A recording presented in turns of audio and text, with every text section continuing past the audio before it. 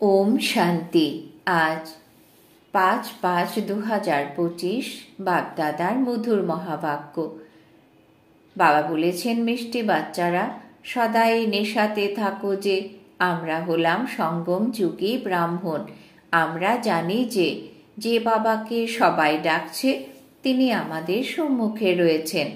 আজকের মুরলির প্রশ্ন, যে বাচ্চাদের বুদ্ধিযোগ ঠিকঠাক হবে তাদের কিসের সাক্ষাৎকার হতে থাকবে? উত্তর, সত্যযুগে নতুন রাজধানীতে কি হবে, কিভাবে আমরা সেখানে স্কুলে পড়ব, আবার রাজত্ব করব, যত সময় নিকটে আসবে এই সব সাক্ষাৎকার হতে থাকবে। তবে যাদের বুদ্ধিযোগ ঠিকঠাক থাকবে, যারা তাদের শান্তিধাম এবং সুখধামকে স্মরণ করে সমস্ত কাজ কারবার করেও এক বাবার স্মরণেই থাকে, তাদেরই এইসব সাক্ষাৎকার হবে। আজকের মুরলির গীত ওম নমঃ শিবায়। ওম শান্তি। ভক্তি মার্গে যেসব সৎসঙ্গ হয় সেখানে তো সবাই এই গান গেয়েছে। ওখানে তারা বলবে হয়তো বলো বা গুরু, অথবা বলবে রামের নাম বলতে। এখানে বাচ্চাদের কিছু বলার প্রয়োজন হয় না। তোমাদের একই বার বলে দেওয়া হয়েছে, প্রতি মুহূর্তে বলার দরকার নেই। বাবাও এক আর তার মহাবাক্য একই। তিনি কি বলেন? বাচ্চারা, তোমরা মামে কম স্মরণ করো। প্রথমে শিখে তারপর এখানে এসে বসে। আমরা যে বাবার সন্তান তাকেই স্মরণ করতে হবে। এও তোমরা এখন ব্রহ্মা বাবার দ্বারা জেনেছ যে আমাদের সকল আত্মাদের বাবা একমাত্র তিনি। দুনিয়া এই কথা জানে না। তোমরা জানো যে আমরা সবাই সেই বাবার সন্তান। তাকে সবাই গডফাদার বলে। বাবা এখন বলছেন, আমি এই সাধারণ শরীরে তোমাদের পড়াবার জন্য আসি। তোমরা জানো যে বাবা এনার মধ্যেই এসেছেন। আমরা এখন তার হয়েছি। বাবা এসেই আমাদের পতীত থেকে পাবন হওয়ার পথ বলে দেন। এই কথা সারা দিনই বুদ্ধিতে থাকে। এমনিতে সকলেই তো শিব বাবার সন্তান, কিন্তু তোমরাই তাকে জানো, আর কেউ জানে না। বাচ্চারা, তোমরা বুঝতে পারো যে আমরা হলাম আত্মা।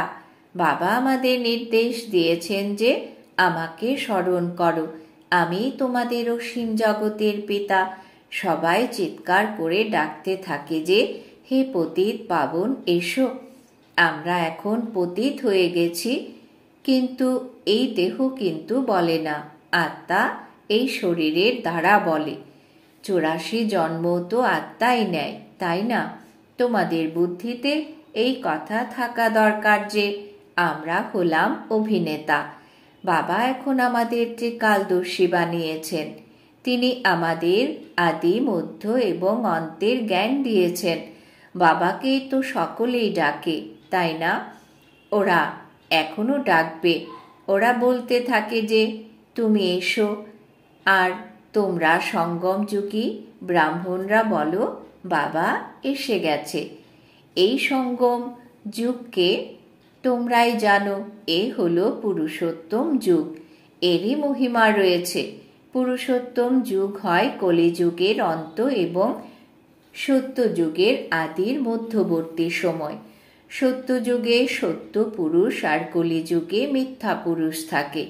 সত্যযুগে যারা থেকে গেছে তাদেরই চিত্র আছে। এ হলো সব থেকে পুরনো চিত্র। এর থেকে পুরনো চিত্র আর নেই। এমনিতে তো অনেক মানুষই বসে অপ্রয়োজনীয় চিত্র বানায়।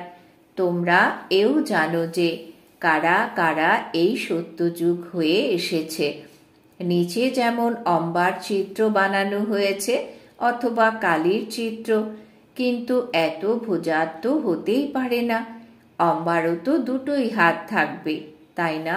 মানুষ তো সেখানে গিয়ে কেবল হাত জোড় করে আর পুজো করে। ভক্তি মার্গে অনেক প্রকারের চিত্র বানানো হয়েছে। মানুষের উপরই বিভিন্ন প্রকারের শৃঙ্গার করানো হয়, তাই রূপ পরিবর্তন হয়ে যায়। বাস্তবে এই চিত্র আদি কিছুই নেই। এসবই হলো ভক্তিমার্গ। এখানে তো মানুষ কানা খোড়াকেও ডাকে। সত্যযুগে এমন হয় না।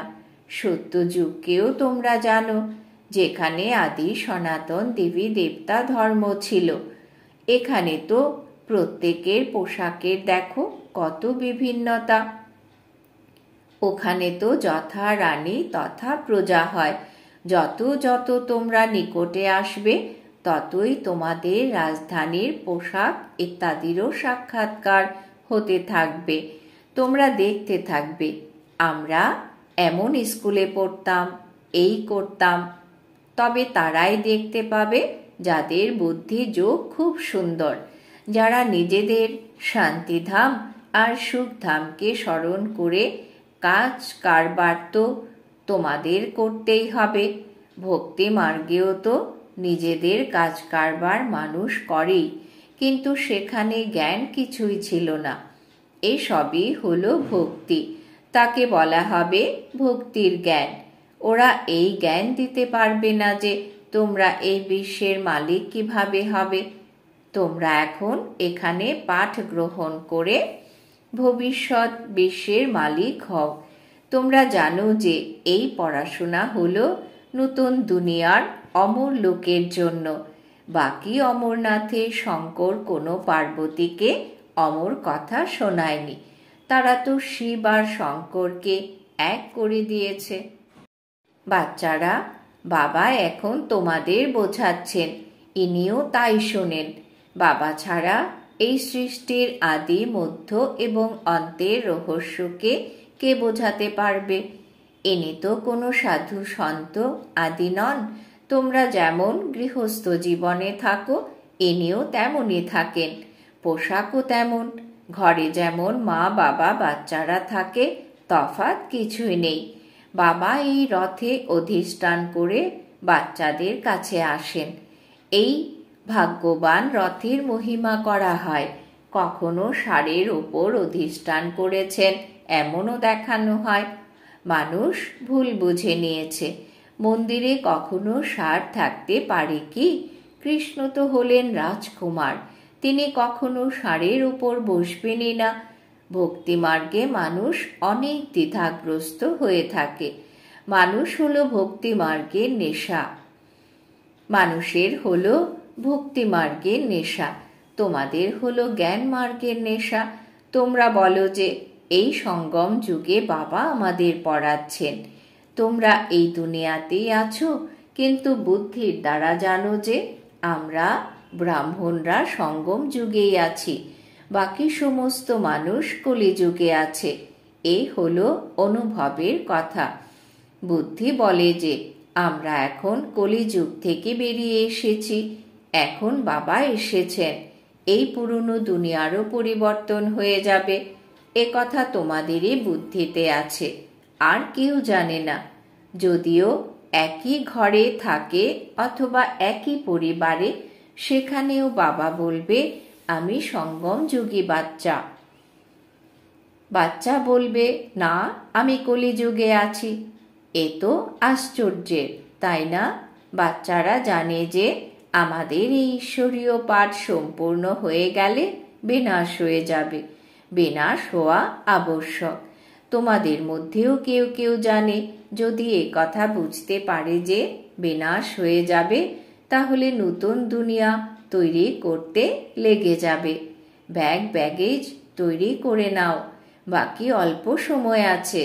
তোমরা বাবার তো হয়ে যাও, যত ক্ষুধার্তই হোক, প্রথমে বাবা, তারপর সন্তান। এ তো বাবার ভাণ্ডার। তোমরা শিব বাবার ভাণ্ডার থেকে খাও। ব্রাহ্মণ ভোজন বানানো হয়, তাই ব্রহ্মা ভোজন বলা হয়। যারা পবিত্র ব্রাহ্মণ, তারা শিব বাবার স্মরণে থেকে ভোজন প্রস্তুত করে। ব্রাহ্মণ ছাড়া আর কেউ শিব বাবার স্মরণে থাকতে পারে না। দুনিয়ার ওই ব্রাহ্মণরা শিব বাবার স্মরণে থাকতেই পারে না। শিব বাবার ভাণ্ডার হলো এখানেই, যেখানে ব্রাহ্মণ ভোজন প্রস্তুত করে। ব্রাহ্মণ তো যোগে থাকে, পবিত্র তো নয়। বাকি হলো যোগের কথা, এতেই পরিশ্রম লাগে। গাল গল্প করা চলবে না। এমন কেউ বলতে পারে না যে আমি সম্পূর্ণ যোগে আছি নাকি 80% যোগে আছি। কেউ এমন বলতে পারে না। এতে জ্ঞানও চাই। বাচ্চারা, তোমাদের মধ্যে যোগী সেই যে নিজের দৃষ্টির দ্বারাই কাউকে শান্ত করতে পারে। এও শক্তি। তোমরা যখন অশরীরী হয়ে যাও আর বাবার স্মরণে থাকো, তখন একদম নিস্তব্ধ হয়ে যাও। এই হলো প্রকৃত স্মরণ। তোমাদের আবার এমন অভ্যাস করতে হবে যেমন তোমরা এখানে স্মরণে বসো, এই অভ্যাসই তোমাদের করানো হয়। তাও সকলে এমন স্মরণে থাকে না। বুদ্ধি কোথাও না কোথাও দৌড়াতে থাকে।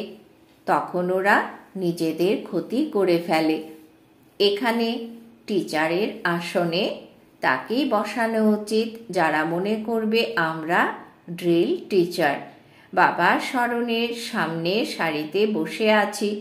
বুদ্ধিযুগ যেন আর কোনো দিকে না যায়। চারিদিক নিস্তব্ধ হয়ে যাবে। তোমরা অশরীরী হয়ে যাও এবং বাবার স্মরণে থাকো। এই হলো প্রকৃত স্মরণ। সন্ন্যাসীরাও শান্তিতে বসে। তারা কার স্মরণে থাকে? সে কোনো যথার্থ স্মরণ নেই। কাউকেই তারা উপকার করতে পারবে না। তারা এই সৃষ্টিকে শান্ত করতে পারবে না। বাবাকে তারা জানেই না। ব্রহ্মকেই তারা ভগবান বলে মনে করে।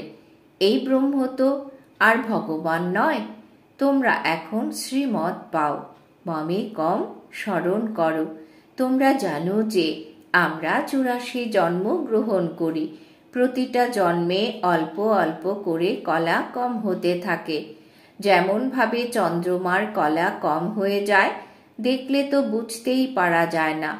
এখানে কেউ সম্পন্ন হয়নি। ভবিষ্যতে তোমাদের সাক্ষাৎকার হবে। আত্মা কত ছোট, তারও সাক্ষাৎকার হতে পারে। তা না হলে বাচ্চারা কিভাবে বলতে পারে এর মধ্যে লাইট কম আছে, এর মধ্যে বেশি আছে? দিব্য দৃষ্টির দ্বারাই আত্মাকে দেখতে হয়।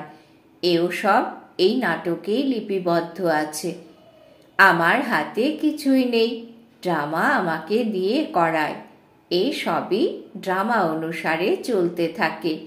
কর্মভোগ ইত্যাদি এই ড্রামাতেই নির্ধারিত রয়েছে। সেকেন্ড বাই সেকেন্ড অ্যাক্ট হতেই থাকে।